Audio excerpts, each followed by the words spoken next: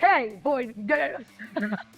All right, you ready? Chelsea and I decide we're gonna move in together, and that is the shit show. First of all, I never wanted to teach kids. Can I say that? I had no passion teaching at all. We were on Dance Moms in, I think, the second season. We competed against them multiple times and kicked their asses. And can I say that? This part of my life is such a trauma-filled part.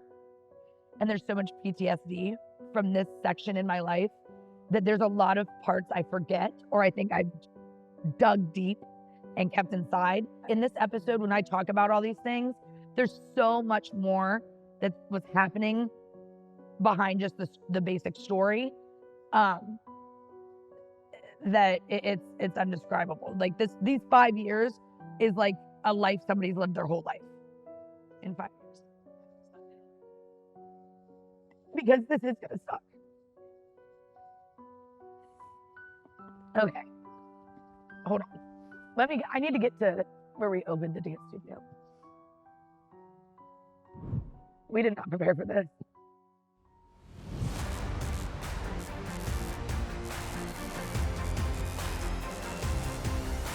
Okay, so we're gonna talk about a lot in a span of 5 years. This is like from 20 years old to 25 years old.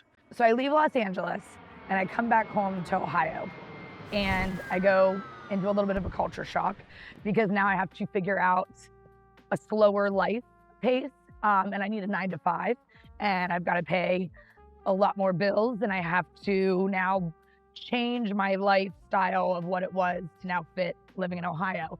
And I start working at Super Fitness, which was the gym that was located at our Newtown Mall.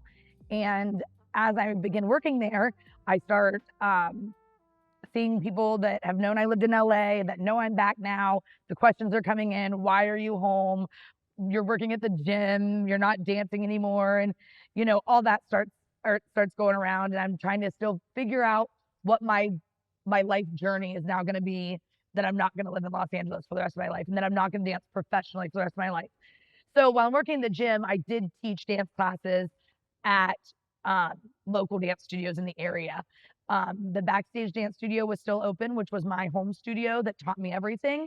And they just had relocated to a different area.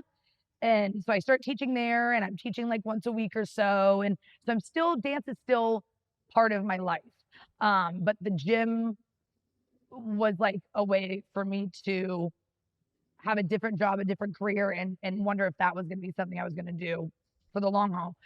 While I was working at the gym, I end up reconnecting with Chelsea Dryden, who now is my right-hand woman and does everything. But we start rekindling a relationship. We knew each other in high school, but not a lot. And now we're getting to know each other. She had just recently moved back from a different state as well. And we both were kind of coming home to test the waters to see, okay, what the hell are we going to do now with our lives?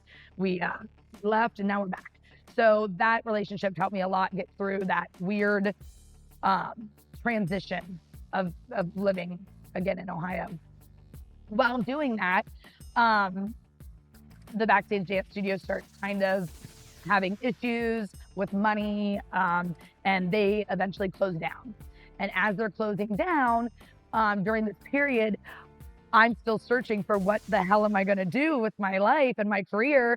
And a bunch of the parents that I had taught their kids before start approaching me and sending me emails or calling me and saying, please open a dance studio. You are fresh out of the industry. I was still going out to LA on the weekends, or I would go for like a week at a time, and I would study and train and still take class. And, you know, I was still, my really good friend who was traveling with Justin Bieber, he would go on tour, and I would go to multiple states or cities and go and hang out with Justin and Sean Kingston in the back and be there with, you know, the dancers. So I was still in the industry, just not actively working.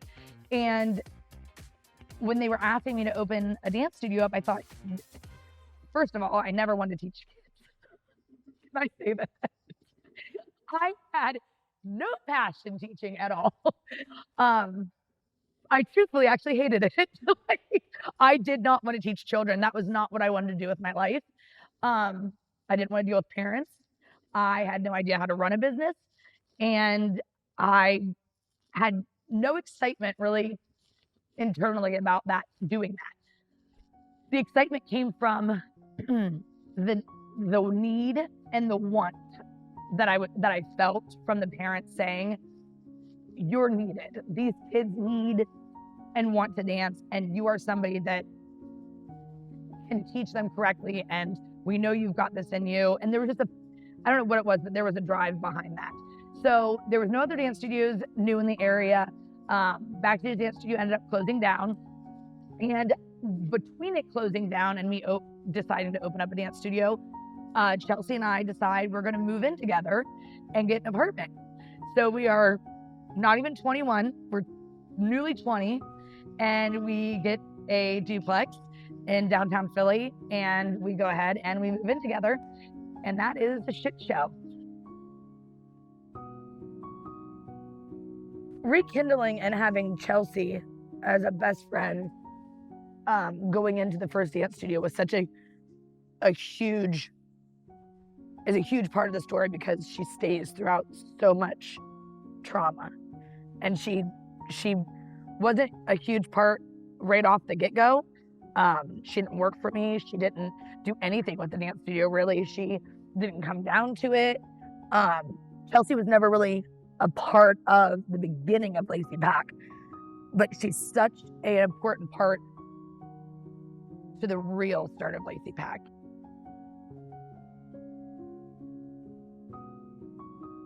Just to keep this in mind, I'm still working month to month. Like, I'm still trying to make rent. I have no help from my parents. I don't come from a family of money. I don't come from, a silver spoon. Everything is worked.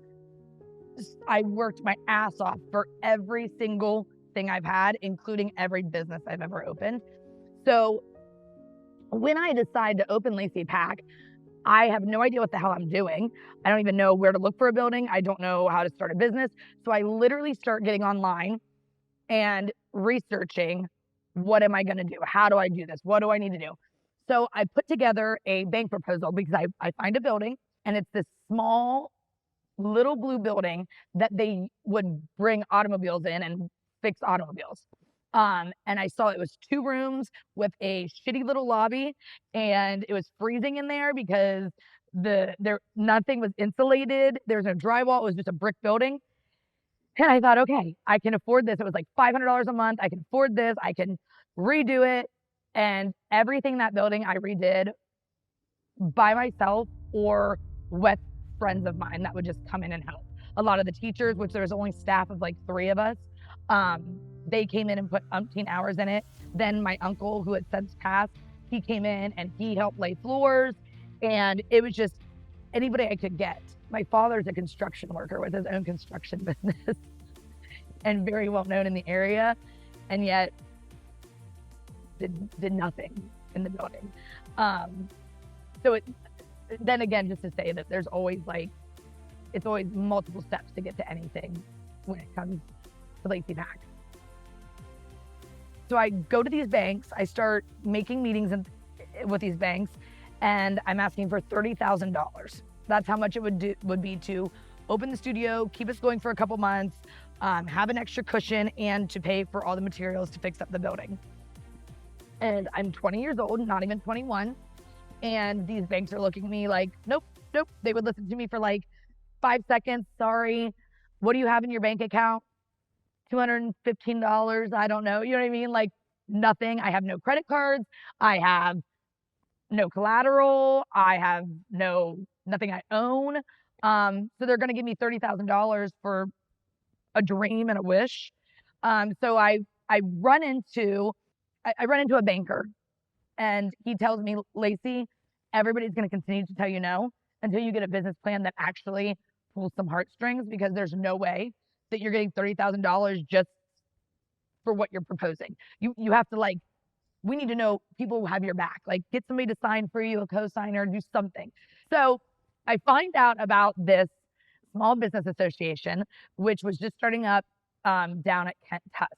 And Steve Schilling, who is a huge part of my success and my story in general, was the head of it or the administrator of it.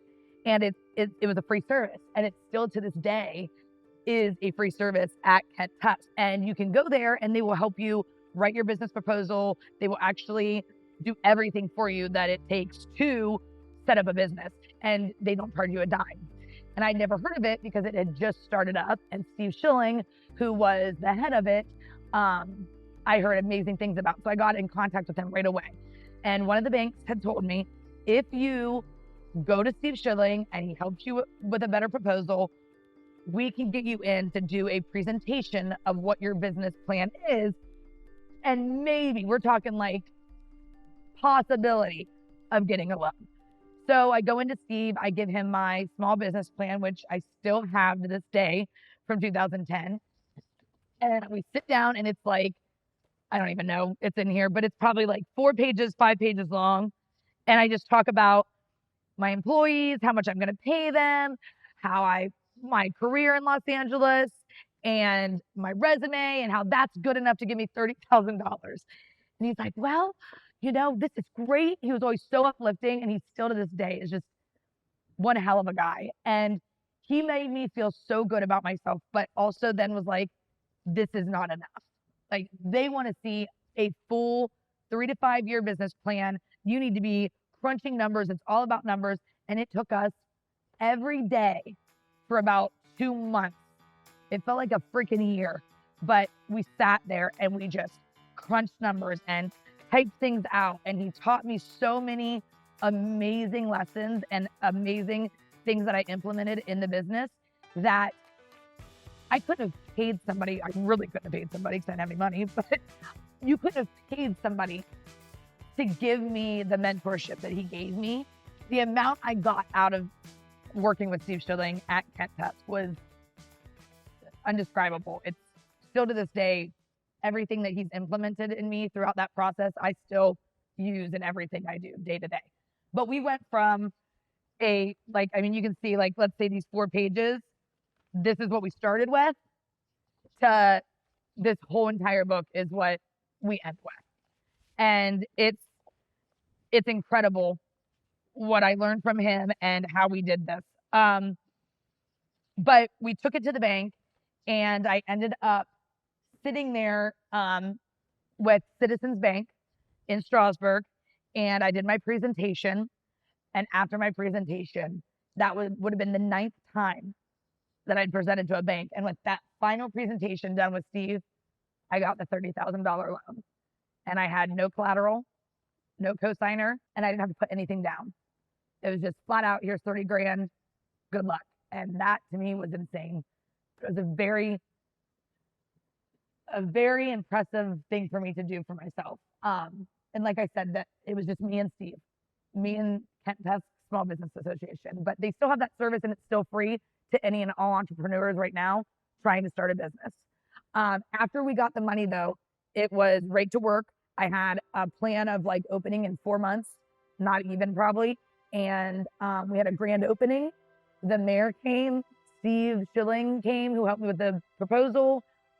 People from my bank came, the actual president, and then the loan officer, he was there. And at the opening of Lacey PAC, for the very first opening, the mayor, and I brought it in here, whatever, but the mayor did a proclamation, and he read the proclamation that he hereby proclaimed Friday, August 13th, 2010 as Lacey Day in the city of New Philly. So every August 13th is the actual holiday in New Philly is Lacey Day. And it was proclaimed because of the pursuit of a dream and opening a center and doing it, on your own. And it was really cool. It's something I still look at, and that is probably my biggest accomplishment right there, is that proclamation, and it meant the world. But something so small, just opening something, you look at a dance studio and you think, oh, it's something easy to do, or a daycare center, or a restaurant, it's So there's so many things that go into doing it and so many parts of opening up a business that to have somebody actually acknowledge it is the most amazing thing in the world. So I could have danced with Aaron Carter my whole life, or I could have danced out in Los Angeles and booked 8,000 different jobs.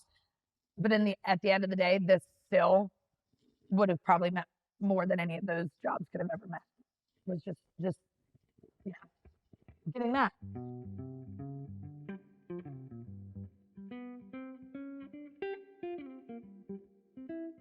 After the studio finally opened, then we had enrollment of a little over 120 kids right off the rip, which was wonderful. We had 2 rooms and 3 teachers, and the dance studio just rolled and rolled and rolled. We were competing and we were winning at every dance competition we went to. We were winning money at the awards events. We were on Dance Moms in, I think, the 2nd season. We competed against them multiple times and kicked their asses. And can I say that? We did. But yeah, it was really cool. The students were doing excellent. And during that time, I'm living with Chelsea, and we're living our 20s. We turned 21, and I turned 21 first. And we lived this really cool life together. And as it's going good and things are going great, I then meet my first husband. Is that how you do that?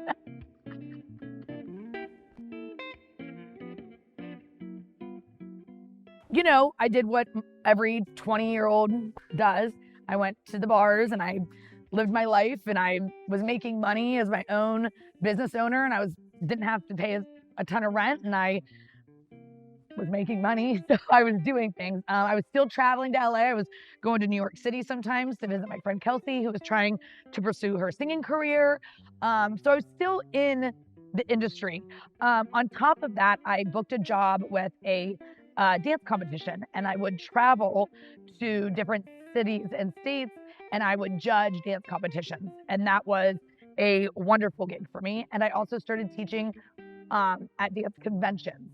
So in the first episode of Lacey PAC Project, I explained that I was going to conventions and I was getting scholarships, and during that part of my life, I was actually the teacher now and awarding children with scholarships. So it's a really cool thing how it flipped that way. But doing all those things, I'm still very young.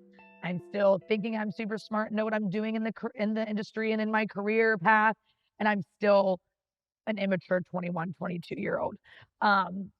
So at that time, then Chelsea and I go through some life lessons.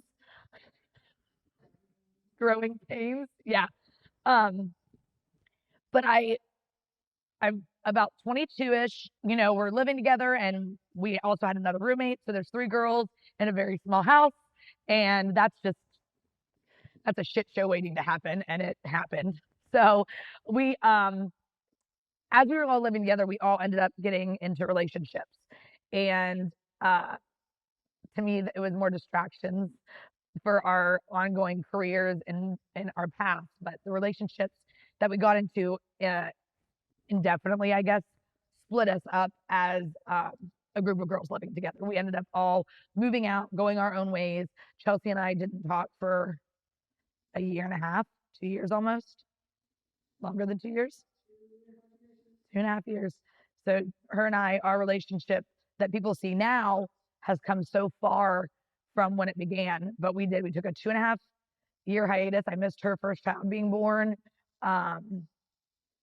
We missed a lot of things in each other's lives, just being stupid, immature girls.